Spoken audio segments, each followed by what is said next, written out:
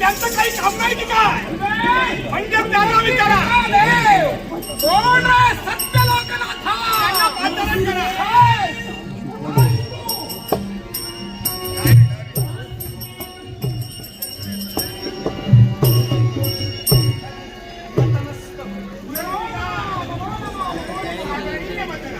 सदैव कल्याण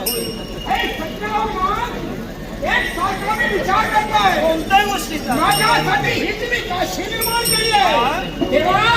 अरे विश्वाची उत्पत्ती करता तू होय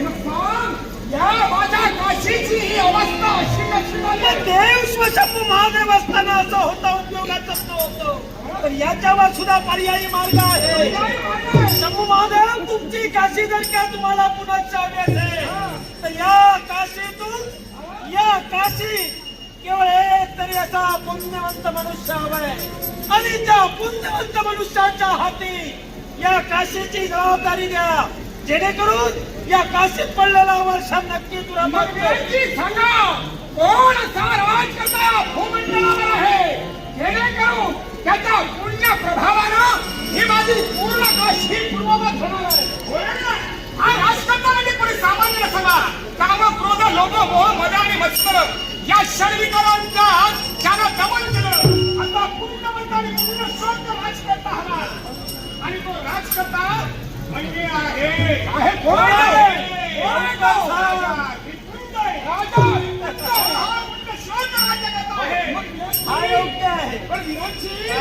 कोण त्याला तुझ्या कायमची काशी दिली तर मी तुला राहू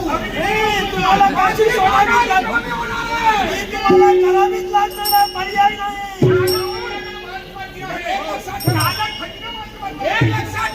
काहीतरी मर्यादा ठेवा आणि म्हणून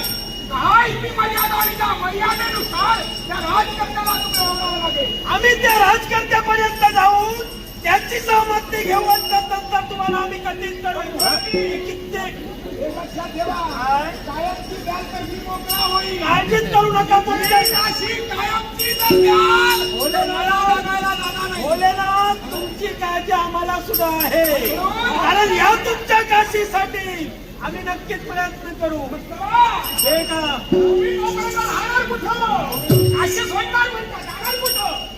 जागा शोधा आता एक पर्याय आहे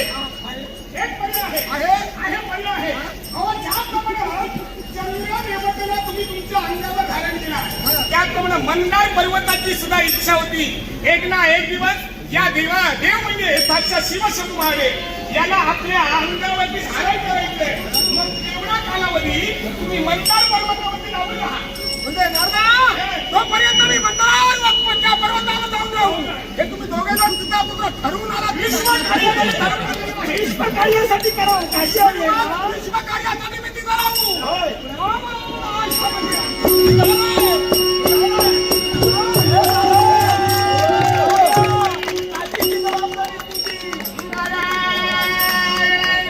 आपल्याला काही इकडचं तिकडे आणि तिकडे तिकडे कलाला साधन मिळालं पाहिजे कलह लावला नाही तर आपल्या जीवाला थारात नाही पण देव लागला आणि मानवा कळ लावायला नारद असा हा कलहाचा रोग मी लावलाय देवा लावून दगडाला गेले काही सांगता येणार नाही पण देवा याच्यात होतंय काय सारं जग मला विसरून देते कुणी आगार म्हणतात मोमाऱ्या म्हणतात उभ्या शनीचं नक्षत्र म्हणतात कुणी सपाट पाहायचं म्हणतं पण आमचं कसं आहे कुणी म्हणता आमचा आपला जनहिता रंगा हे सत्य बरो हे दुर्जन एकत्र करा सज्जन दुर्जन भक्त जना मार्गदारी तो सज्जन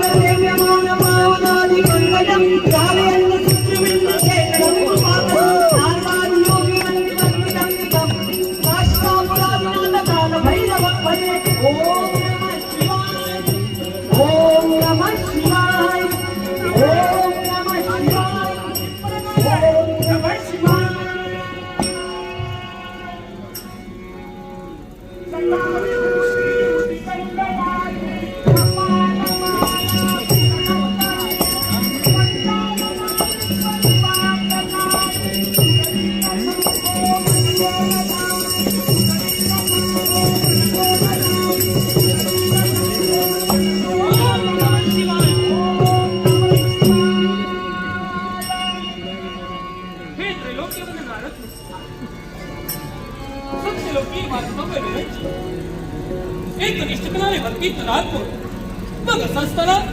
आमच्या भक्तीत खंड पाडण्याचं कर्तव्य आपल्यासाठी मिळेल. हे राजा विकुंठेला कारण आहे. मला एक सांग, किती वर्ष झालं श्रीरंगी अखंडित लक्ष्मी अलंकृत राजश्री विराजित राजमान राजश्री राजकर्ता विकुंठ महाराज होऊन ख्याती नाचते. नक्की. मग तर सांग, या सारा विश्वाचा सांभाळ करणार कोण? तुम्ही या विश्वाच्या ठिकाणी सुज्ञ, तुमच्या मुखातून निघणारे शब्द म्हणजे अमृत तुल्य. मग आमच्या भक्तीत खंड पाडण्याचं कर्तव्य तुमच्याकडे याला सुद्धा कारण आहे. तरी विश्वकार्य घडवत असताना या विश्वकार्यासाठी संस्कृत तुम्हाला मदत कार्य करावं लागेल. देवतांच्या कार्यात जर काय रिपुंजाचं सहकार्य लागलं असेल, आम्हाला तो दुर्दशा करावं, काय करावं आम्ही?